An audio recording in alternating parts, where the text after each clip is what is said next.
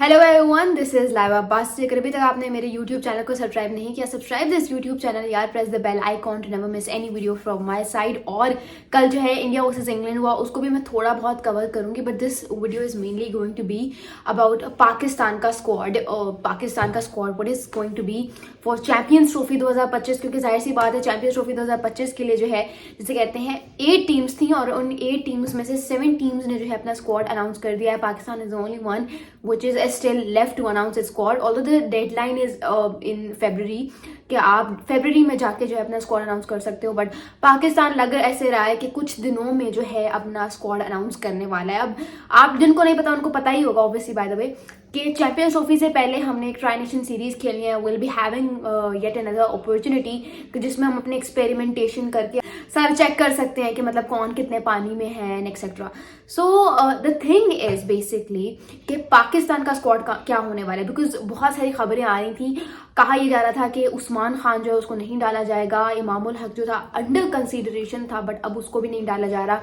और कहा यह जा रहा था कि भाई साइम अयूब की जगह जो है वो शान मसूद आएंगे, because he is having quite a good record.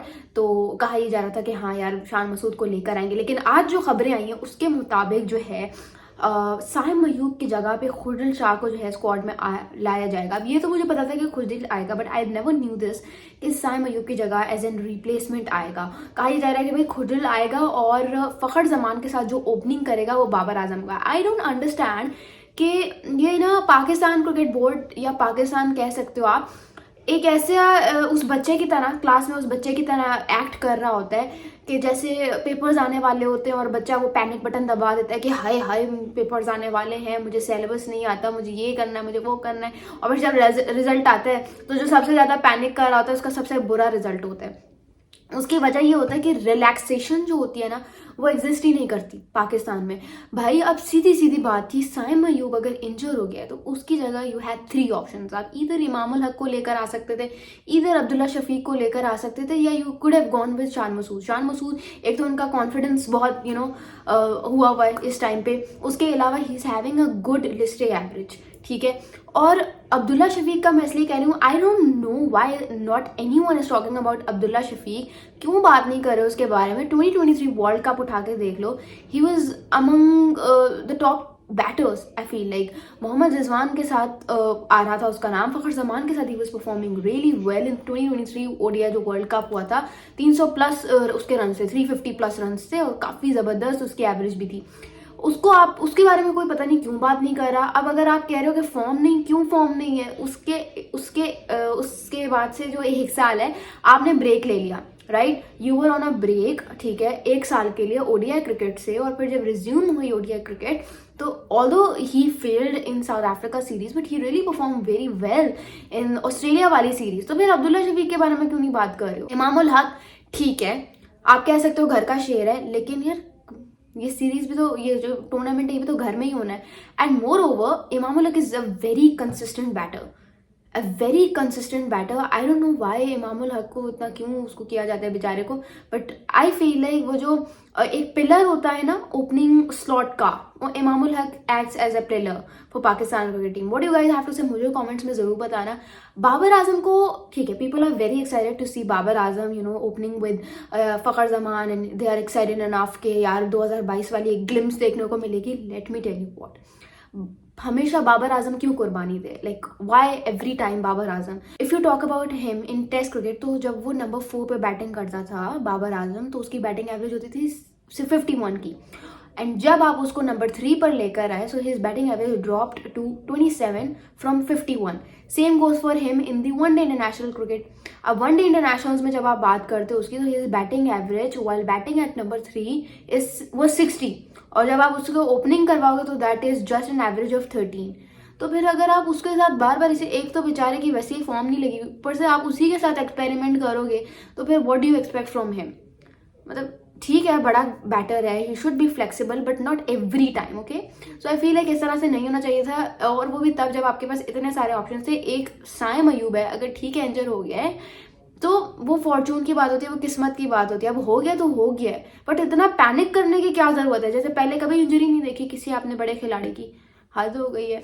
अच्छा, उसके बाद बहुत सारे लोग कह रहे हैं भाई खुशदिल शाह क्या मतलब, बीपीएल भी अब कोई लीग है कि अगर आपने फॉर एग्जांपल आप नेशनल टीम में आप एक खिलाड़ी को जगह दे रहे हो तो बीपीएल भी कोई क्या मेरिट है जिस पे आप परफॉर्मेंसेस देख के, अब बीपीएल में परफॉर्मेंस देख के उसको डाल रहे हैं ना, तो ये भी कोई मेरिट है यार। देखो अभी आप लोग खुशदिल पे परेशान हो रहे हैं, but let me tell you what, जिस तरह से आईसीसी के चैंपियंस ट्रॉफी के प्रोमोज में शादाब खान आ रहे हैं ना रिपीटेडली, मुझे लगता है उन्होंने शादाब खान को भी डाला हुआ है, क्योंकि एक ऐसा प्लेयर जो स्क्वाड में ना हो और उसी को इतना ज्यादा प्रमोट किया जा रहा है, तो मुझे यहाँ पे दाल में कुछ काला लग रहा है। मुझे लग रहा है कि Shadab Khan is going to be the part of Pakistan squad. What you guys have to say, do tell me in the comments below. But मुझे ये लगता है कि पहले तो मैंने इस तरह से अपना चैंपियंस ट्रॉफी का स्क्वाड बनाया हुआ था कि यार फखर के साथ जो है इधर अब्दुल्ला विल ओपन या फिर इमामुल हक, लेकिन अब सिंस फखर जमान के साथ बाबर आजम ही ओपनिंग करेंगे, so my playing 11 for the big tournament goes like Fakhar Zaman, Babar Azam to open for Pakistan. Number 3 पे आप सऊद शकील को ले आओ, नंबर 4 पे मोहम्मद रिजवान, नंबर 5 पे I would go with Kamran Ghulam, number 5 पे I would go with Kamran Ghulam, then Agha Salman, फिर 7 पे खुशदिल शाह आ जाएगा, फिर शाहीन, नसीम और हारिस, और फिर एंड पे अबरार अहमद। एक जेन्युइन स्पिनर हमारी प्लेइंग 11 में होना बहुत जरूरी है। Although Khushdil Shah will be very beneficial for us in between the middle overs, but I feel like एक जेन्युइन स्पिनर का होना लाजमी है। वो अबरार को खिलाएं, साजिद को खिलाएं, वो उनका अपना है, बट जो बाकी के 4 स्लॉट्स होंगे, 15 मेंबर स्क्वाड होगा, उसमें आप साजिद खान के साथ जा सकते हो स्पिनर ऑप्शंस पे, और सुफियान मुकीम, ठीक है, सुफियान मुकीम को आई फील लाइक रिजर्व्स में डाल दो, ठीक है। उसके बाद साजिद खान को के साथ जाना चाहिए। What you guys have to say, do tell me in the comments below. और उसके बाद तैयब ताहिर, ठीक है। उसके अलावा if I have to go for wicket keeper batsman then I would go for Usman Khan over Haseebullah, because I feel like Usman Khan exposure ज़्यादा मिला हुआ, एक्सपीरियंस भी ठीक ठाक है, and he's more aggressive, so I feel like Usman Khan is going to be the best choice. What do you guys have to say, मुझे comments में जरूर बताना, बार बार कह रही हूँ कमेंट्स में बताना, तो प्लीज बता देना। और फास्ट बॉलिंग ऑप्शंस में अब्बास अफरीदी भी है, अली रजा भी है, there are lots of option, but I feel like Abbas Afridi के साथ मैं जाना पसंद करूंगी। और रिजर्व्स में आप जा सकते हो इमामुल हक के साथ, और बाकी दो इट्स योर चॉइस। तो मेरा तो ये जो है स्क्वाड है फॉर चैंपियंस ट्रॉफी। आप लोगों को क्या है मुझे कमेंट्स में जरूर बता देना। उसके अलावा इंडिया वर्सेस इंग्लैंड पे थोड़ी सी बात करते हैं यार। इंडिया वर्सेस इंग्लैंड जो है वो 5 मैच T20 सीरीज है, और इसमें इंडिया के जवान लड़कों ने, मतलब नौजवान प्लेयर्स ने, ऐसा लगा ही नहीं कि विराट कोहली और Rohit Sharma are no more the part of this team. बिल्कुल जिस तरह से ये टीम सूर्या कुमार यादव लीड कर रही है under his captaincy, absolutely amazing. बहुत जबरदस्त तरीके से हराया इंग्लैंड को। हालांकि इंग्लैंड की वाले पता नहीं क्यों, मुझे समझ नहीं आता इनको हो क्या जाता है, सारा का सारा प्रेशर उन्होंने जॉस बटलर पे डाला हुआ। वो बेचारा अकेला 150 के स्ट्राइक रेट से बैटिंग कर ही जा रहा था, लेकिन फिर भी 130 इज अ नथिंग टारगेट, ठीक है। हालांकि अभिषेक शर्मा को आप देखो, मतलब वो तो भाई प्लेयर ही किसी और दुनिया का, झलकती है उसके अंदर युवराज सिंह की रूह, तो ही इज अमेजिंग।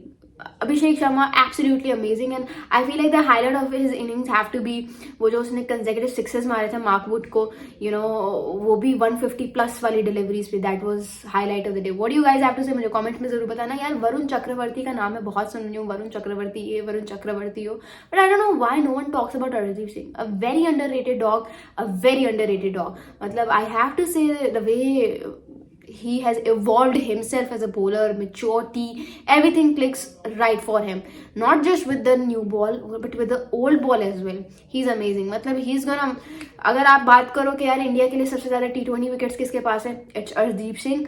अगर आप बात करो कि यार सबसे ज्यादा पावर प्ले में विकेट्स किसके पास है T20 नेशनल्स में, इट्स अर्शदीप सिंह। ये नहीं है कि सिर्फ एक विकेट टेकिंग ऑप्शन है, he is very influential, he is very influential with his bowling. कल भी 2 विकेट्स ली थी, सो आई हैव टू से कि अर्शदीप सिंह जो है ना, आप मानते हो बुमराह है, but I feel like the next Bumrah is going to be Arshdeep Singh. Amazing bowler, and the way he gets to his swing, absolutely amazing. What do you guys have to say about him? Do tell me in the comments below. Thank you so much. This is Laiba Basi signing off.